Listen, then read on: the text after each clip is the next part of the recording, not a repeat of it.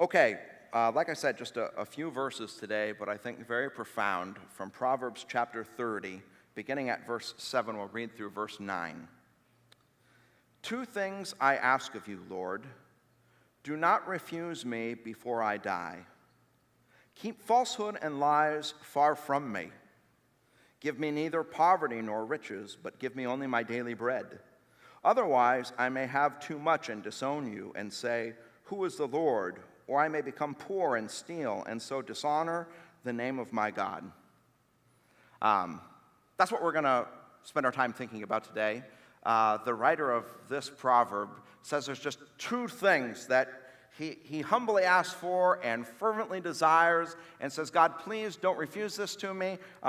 Give this to me before I die. And here's the two things. First, he asks, keep me from falsehood and keep lies far from me. That's the first thing. He said, please, I need this.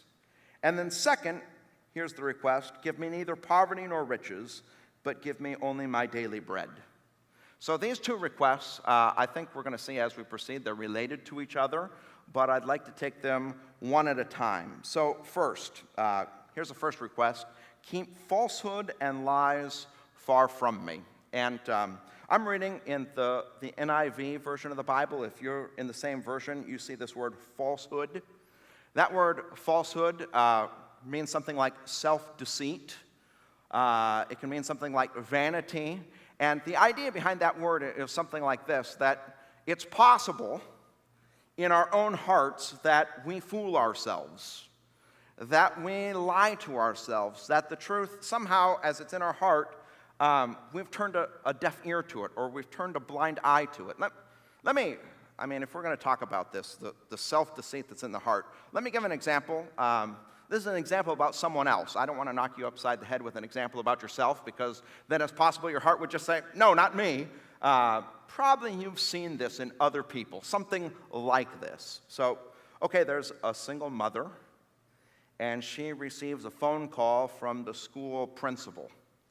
The school principal says, listen, I'm calling because your son Johnny was caught stealing today. He stole 3 people's lunch money, and we caught him red-handed.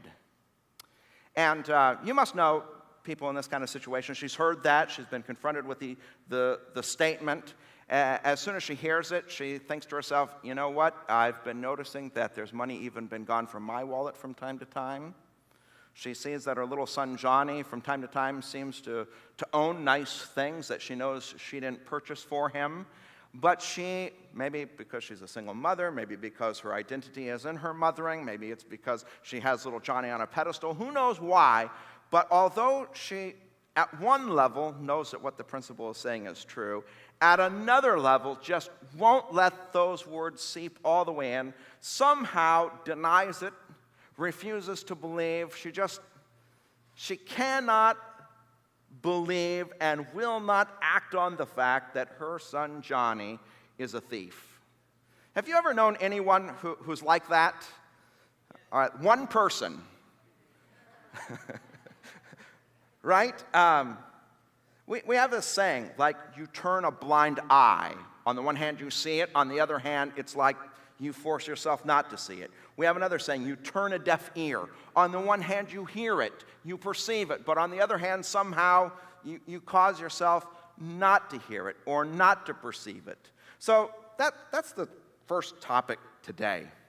The writer of this proverb says, please, God, don't let me be a person who's self-deceived, who turns blind eyes or deaf ears to things that are important within my own heart. And here, I came across this drawing. I think it's helpful, at least for today. It's called The Descending Staircase of Dishonesty. And, as I talk through this, just think about how maybe this works in your own life. I certainly feel like it applies to my own heart. Here's the thing. All of us, from time to time, sin. Maybe that sin is about a relationship, maybe it's about money, maybe it's about greed, maybe it's about sex, whatever the sin is. And for whatever reason, even though we've done this thing, we don't want to admit to anyone else that we've done it. It might be guilt, it might be pride, it might be shame, but we just we don't want to let others know that we've done this thing or this thing has happened. And so here's what happens. We lie about it. I came across this statement, and I thought it was interesting. The statement is this, that the devil has many tools, but there's a handle that fits all those tools, and that's the handle called lying. It's interesting that sort of married to every sin, there's a lie that we can so easily put with it. So it doesn't matter what the sin is, we are just prone to put lying right next to it. And undoubtedly, after we lie, there's something that we must do. It's like we have to put bodyguards next to that lie. You know what happens when we lie? Undoubtedly, there's someone who's like, that doesn't sound quite right. And so we have to sort of join other lies to our lie to try to give coherence to the lie. And so often what happens is we don't just tell that first lie, but then we have to protect that lie with other lies. And undoubtedly, when we start doing that, what ends up happening is that we begin to form a habit.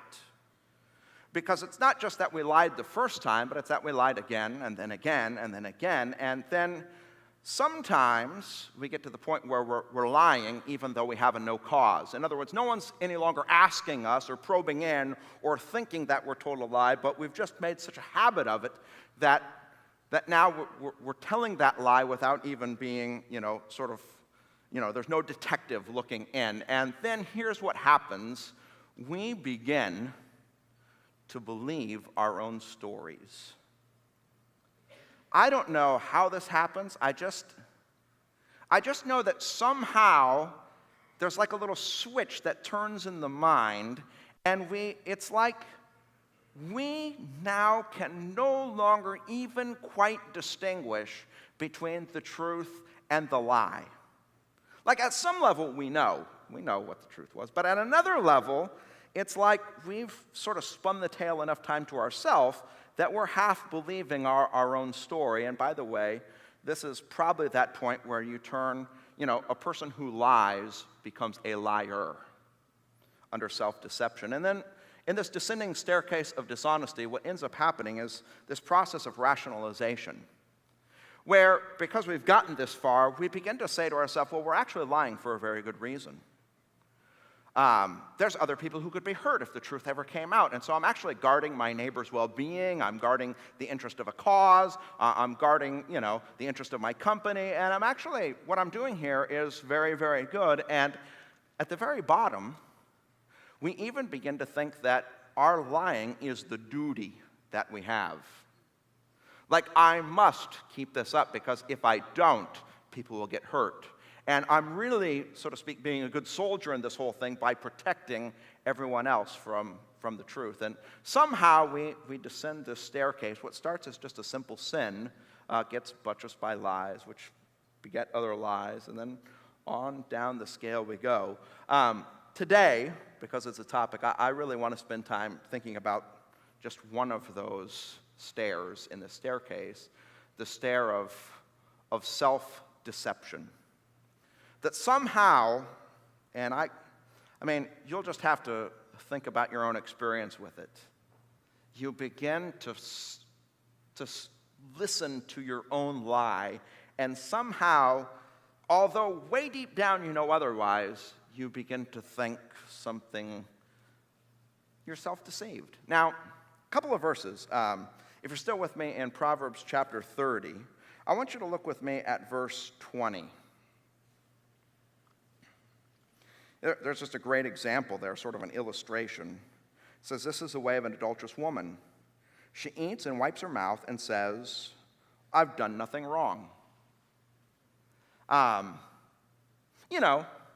Somewhere deep down she knows. She knows. But yet she's able to keep out the facade that I've done nothing wrong. And by the way, to pick out an example like this from the Proverbs, it's sort of like, it's easy to see it in other people. It's hard to finally see it in ourselves.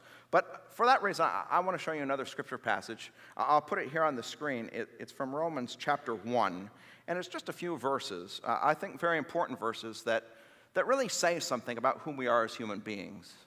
It says, the wrath of God is being revealed from heaven against all the godlessness and wickedness of people who suppress the truth by their wickedness. Suppress the truth by their wickedness. Since what may be known about God is plain to them because God has made it plain to them. Then it says, for since the creation of the world, God's invisible qualities, his eternal power and divine nature have been clearly seen, being understood from what has been made, so that people are without excuse. As the Apostle Paul writes this letter, what he's basically saying is he's saying all human beings, regardless of where you grew up or who you are, you all know there's a God. Now, it may very well be that even in this room, there's some of us who are saying, well, come on, Scott. I mean, it's not obvious to me. I don't know that there's a God. In fact, lots of people don't think there's a God. And, who are you to say there's a God? How do you know more than I do? And I just simply want to say, I think this Bible passage is right. At least on one level, every single human being knows that there is a God who exists. In fact, I found myself talking to two separate people this week about an example that I love to give. In fact, some of you may have heard it from me before. It's an example from a philosopher named William Paley. And this is the kind of story that he tells. He says, suppose that you're a person who's walking out in a desert. A desert, you just picture nothing but sand in every direction. And as you're walking along, all of a sudden something catches your eye. You bend down to pick it up, and when you pick it up, it's a rock. And William Paley says it's reasonable. A reasonable person could think this when they pick up this rock, that, how'd this rock get here? Well, wind, sun, sand, a lot of time, plenty of chance, volcanic action, and rock. It just happened. And William Paley says, okay, maybe with a rock you could think that kind of thing. But he says, suppose there's someone walking along, they're in a desert place, and as they're walking along, something catches their eye. They bend down to pick it up. They pick it up, and what they pick up is a wristwatch. He says, wristwatches, they used to have those little dials that you twisted it, and then the hands started moving. You twist that dial, the hands start moving, keeping time. And let's say you got curious about it, so you opened up the back and popped it off, and you saw inside the gears, the springs, the sprockets. And you said to yourself, okay, look what I've got in my hand. You ask yourself the question, where'd this come from? William Paley says, listen, no reasonable person, no thinking person would ever just even entertain this idea. Well, wind, sun, sand, volcanic action, millions of years, time and chance. The sand's just all of a sudden got in the right configuration and poof, wristwatch. Right? I mean, I hope no one would think that. We all apprehend, right, when we see this wristwatch, what? Behind this wristwatch, there is a creator, a maker, someone intelligent, someone who really knew what they were doing. And look at what they've designed. And here's what he's said. Suppose you're just a person who's wandering through the universe. You don't know anything about anything, and you happen to come across the planet Earth, and maybe you run into a person like me. Now, he says, if you're any kind of reasonable person, just think of the human body, the systems inside of them. The respiratory system, the circulatory system, the digestive system, the nervous system, the skeletal system, the whole thing. Far more complicated than the wristwatch. He says, no reasonable person would say something like this. Well, wind, sun, sand, volcanic action, time and chance. And you don't even have to think about the human person. Think about a blade of grass. How intricate it is. I mean, far more intricate than a simple wristwatch. He says, no one who's clear-minded would ever think of such a thing. What's a natural inference? You'd say, well, there must have been an extremely wise, intelligent, creative being who made this? And here's what I'm trying to say. At one level, everyone knows that. I mean, you practically have to be a fool to believe otherwise. Everyone knows, at least at some level, there's a God. But this line, who suppress the truth by their wickedness. So if everyone knows that, why do some people not know it? And this is what Paul is saying, that at some level, because if we're sinners, we'll feel too guilty. We'll have too much shame. There'll be too much pride. We have to actively turn a blind eye, turn a deaf ear, and it's sort of like there's a truth bubbling up in our heart. Okay, there's a God, and I'm his creature, but get back down there. I can't deal with that. And that's it. That's the kind of self-deception that is being spoken of here. Okay, so this is the first question, the first request. Keep falsehood and lies far from me. There's a second request. Give me neither poverty nor riches, but give me only my daily bread. Now, I want to contend that both of these requests are just intimately related to each other. In order to help you see this, I'd like to get at it this way. There's a picture of a rat. C.S. Lewis, in his book, Mere Christianity, has these short paragraphs in the book about catching rats in your cellar. And I'd like to just read some of that to you. Here's what he wrote. He said, "When I come to my evening prayers and try to reckon up the sins of the day, 9 times out of 10, the most obvious one is some sin against charity. I've sulked or snapped or sneered or snubbed or stormed." Here's what he's saying. He's saying, at the end of the day, when I say to myself, well, how have I lived today? And I think about what I've done that's right or wrong, the obvious wrongs I've done are those wrongs which happen in my own family. Those I love. He says, there's someone and I sulked. I snapped at them. I said an unkind word. I did something that, wasn't very nice. This is what he says. And the excuse that immediately springs to my mind is that the provocation was so sudden and unexpected, I was caught off my guard. I had not time to collect myself. In other words, he says, most often when I've sulked or sneered or snubbed or whatever, right, when I've done something against someone else, and I think about, now, why did I do that? I think, well, it's because they did this. There's an immediate reason, and if they hadn't done that, I certainly wouldn't have said what I said. And anyway, he says it was all in the spur of the moment kind of thing. He goes on. He says, now, that may be an extenuating circumstance as regard to those particular acts. They would obviously be worse if they had been deliberate and premeditated. So, what he's saying here is he's saying, certainly it would have been worse if, let's just say to your spouse, you thought the night before, all right, when he or she is doing the dishes, I'm really going to zing them. That would obviously be much worse if you're thinking about that ahead of time. The fact that you just responded to kind of the unkind thing they said, maybe that makes it better. But then he says, on the other hand, surely what a man does when he is taken off his guard is the best evidence for what sort of man he is. Surely what pops out before the man has time to put on a disguise is the truth, isn't it? What he's saying here is if you really want to know who you are, it's what just pops up, what comes out when you haven't had time to disguise the whole thing, mask it all up, and pretend you're someone that you're really not. He says here, if there are rats in a cellar, you are most likely to see them if you go in very suddenly. But the suddenness does not create the rats. It only prevents them from hiding. In the same way, the suddenness of the provocation does not make me an ill-tempered man. It only shows me what an ill-tempered man I am. Do you see what he's saying here?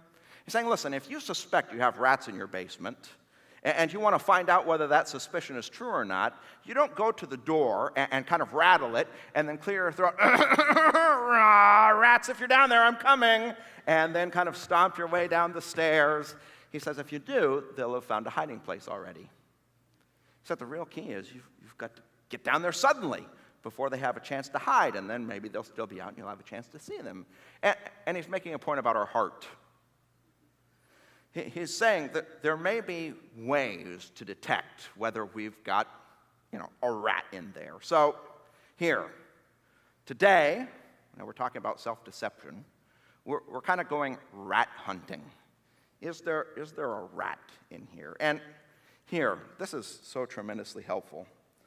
The second part, after asking that God keeps falsehood and lies far from me, he requests this, give me neither poverty nor riches, only my daily bread. And then he does a thought experiment.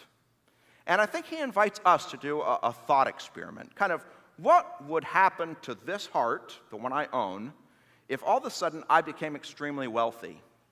Or what would happen to this heart, the one I own, if all of a sudden I became extremely poor? It's a thought experiment. So he says in verse 9, otherwise I may have too much and disown you and say, who is the Lord? Or I may become poor and steal, and so dishonor the name of my God. You see what he's saying? He's really saying that prosperity and adversity, wealth and poverty, are like two things that come upon us that do something at revealing the rats. They show something, and even the thought experiment is worth conducting. Here, what happens to people who become rich? I mean, at some level, we must see this, at least with other people, that there are people who, when everything goes their way and life is going really well, they become wealthy. They say to themselves, God, what do I need God for? I'm perfectly fine on my own. I don't know exactly how this happens to people. I mean, at some point, because they got good at something, someone said something to them like, you're a genius. And they probably at first said, well, me, a genius? No. But sort of inside, they're like, maybe I am a genius. And because they created something that they were able to sell again and again and again and again, and they were able to make a lot of money, they kind of, they were the people who could make it rain, and they were able to take care of themselves and everyone else, they began to say to themselves, I really am someone. I really am, I'm fine. I just, what do I need God for? You see, someone who gets into that kind of condition, you could easily see how it would happen. They say, hey, they become sort of self-centered. I mean, surely you've met someone who sold a bunch of widgets and then they thought they were God's gift in every area of life, right? They were the best lover and the best, they were great at everything. That's one possibility. The other possibility is what would happen to this heart if I became poor? And this person, as he does a thought experiment, says, well, if I become poor, I might steal and so dishonor the name of God. And you can just think now how adversity might bring that on someone. Maybe you get sick. Maybe you lose your job. Maybe the people who are close to you stab you in your back. And at some point you say to yourself, wow, life has been cruel. If there is a God, he must not be very good. And even if he was there, he must not love me. And so why should I live for him? What's he ever done for me?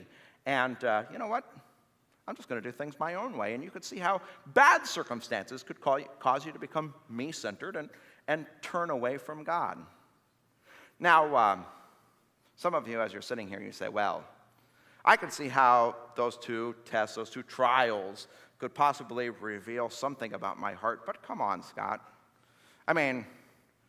You're sort of trying to make a case that there's some rats in here and that I'm a terrible person, but I really don't think that I am.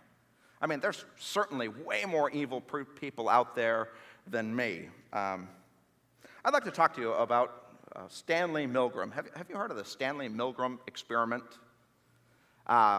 Here, this is what it was about. Stanley Milgram was a psychologist and sociologist, and he had a question. How was it that average, ordinary people,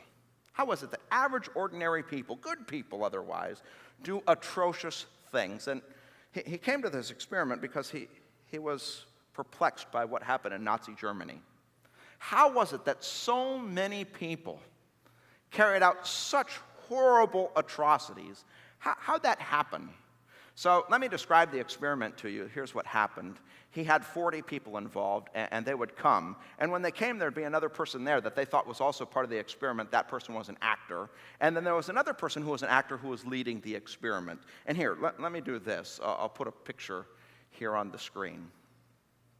And they would draw straws, except it was rigged. And the person who was coming as a part of the experiment, one of the 40, would always become what was called the teacher. And the other one who got the short straw would be what was called the learner. They would take that learner into another room, and it was fake, it wasn't real, but they'd strap electrodes to his body. And then in the room with the teacher, there would be a panel like you see here, and there were buttons that they could push. Those buttons corresponded to electric voltage. Started at 15 volts, and then 30, and then 45, and then 60, and then 75, all the way up to like 450 volts. And the person who was leading the experiment caused the teacher and the learner, to do these kind of word pairings. And what would happen is that the learner would get it wrong, and when he got it wrong, he was instructed at first to give the light voltage, but then in succeeding ways in order to see, whether this person could ever get it right. And all right, here's the question. You can just ask yourself, how many volts of electricity would you send through another person's body? And here's what would happen. I just printed this out because I thought it was interesting. The person who was standing over them would say things like this as they went from one button to the next. Please continue. Please go on. The experiment requires that you go on. It's absolutely essential that you continue, right? Because maybe you'd start to feel some qualms about pushing that next button, and you'd just be encouraged to just take it one step further. Now, here's what happened is the person in the other room never spoke. There were audio recordings that they would play. And at each level, these are the type of audio recordings. So at 75 volts, you heard the first, At 105 volts, that recording was louder, At 120 volts, you heard this recording, it really hurts. At 150 volts, this is a recording. Experimenter, that's it. Get me out of here. I told you I had heart trouble. My heart's starting to bother me now. Get me out of here, please. My heart's starting to bother me. I refuse to go on. Let me out. At 180 volts, you heard this recording. I can't stand the pain. Let me out of here. At 195 volts, let me out of here, let me out of here. My heart's bothering me. Please let me out of here. You have no right to keep me in here. Let me out of here, let me out of here. My heart's bothering me. Let me out, let me out. How many volts would you keep pressing? At 300 volts, I absolutely refuse to answer anymore. Get me out of here. You can't hold me here. Get me out of here. Get me out of here. At 330 volts, there would be intense and prolonged screaming, followed by hysteria, let me out of here. At 450 volts, there would just be silence. All right. How high do you think people went? 40 people. Do you know that all 40 people went to at least 300 volts?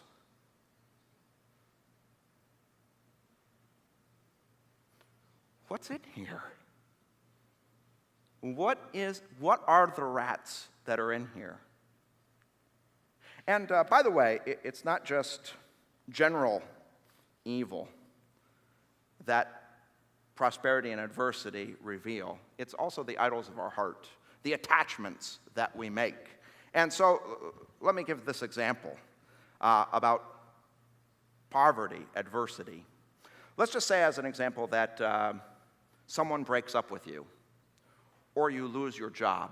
There's a natural response, a grieving response that I think every single person just naturally has, right? You've lost your job, someone's broken up with you. But I'm sure you know this. There are some people, when they lose their job, they don't just grieve like everyone else. They just completely fall apart. Or there's some people, when someone breaks up with them, most people sort of over time do get over that, but there are some people who they never recover. Why is that? And probably the best answer is simply this: that adversity reveals that the loved one or the job was actually somehow, we had an attachment to that thing so that it was like a god to us, more important than God. Our whole life was based on it, and now that we don't have it, our life's not worth living. And it's not just adversity that reveals our idols, even prosperity. I came across this quote. Actually, I got it from another pastor. It's from a piece written in a newspaper called The Village Voice in New York City. The author's name is Cynthia Heimel. She writes about celebrities, those who all of a sudden got incredible fame and wealth. This is what she writes: I pity celebrities. She says, no, I really do. Sylvester Stallone, Bruce Willis, Barbra Streisand, they were once perfectly pleasant human beings. But she writes, now their wrath is awful. She says, I think when God wants to play a really rotten practical joke on you, he grants you your deepest wish and then laughs merrily when you realize you want to kill yourself. I mean, that's quite a statement, right? She writes, you see, Sly, Bruce, and Barbara wanted fame. They worked, they pushed, and morning after each of them became famous. And guess what happened? They wanted to take an overdose. Because that giant thing they were striving for, that fame thing that was going to make everything okay, that was going to make their lives bearable, that was going to provide them with personal fulfillment and happiness, had happened, and they were still them. The disillusionment turned them howling and insufferable. So here's the thing about wealth. Most of us, we never really get what our hearts are looking for, right? Like, we all want $1 billion. Most of us aren't going to get $1 billion. We all sort of want to be famous. Most of us are never going to be famous. We're never going to have, like, adoring fans. Most of us, we want to be with someone who has a rockin' hot body. And, we just don't all get the desires of our heart, right? But now, when you're checking out at the grocery store, on the cover of magazines, who's there?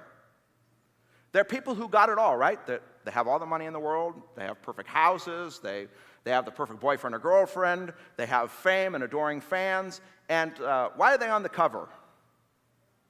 Because they're miserable, right? Their lives are a mess. And don't you see it? Like, most of us, we're not happy because we don't have that thing that we think would make us happy. Why are they miserable? Because they got it, and they're still not happy, and they're thinking to themselves, what kind of monster am I? What kind of hole do I have in my heart? Why can't I be happy? I have everything, and yet, here's the thing. The hole in our heart is God-shaped. Money won't fill it.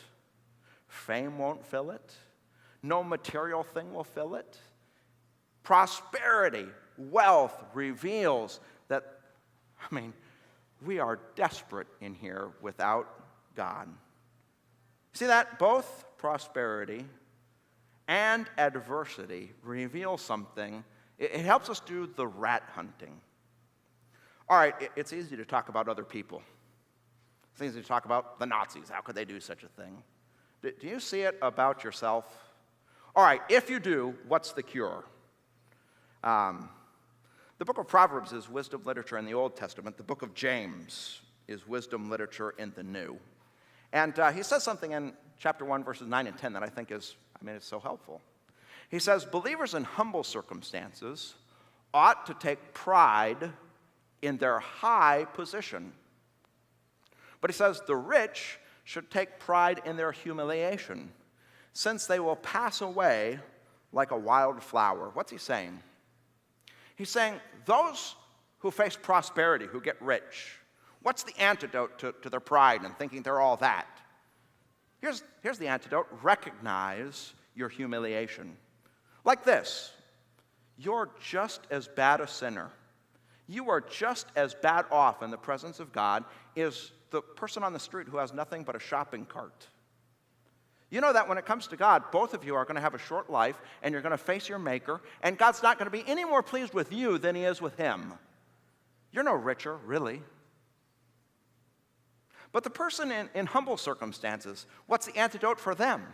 Because most people, when they get in humble circumstances, if there's a God, he doesn't love me. Oh, man, if my life's like this, it's hardly worth living. What's the antidote?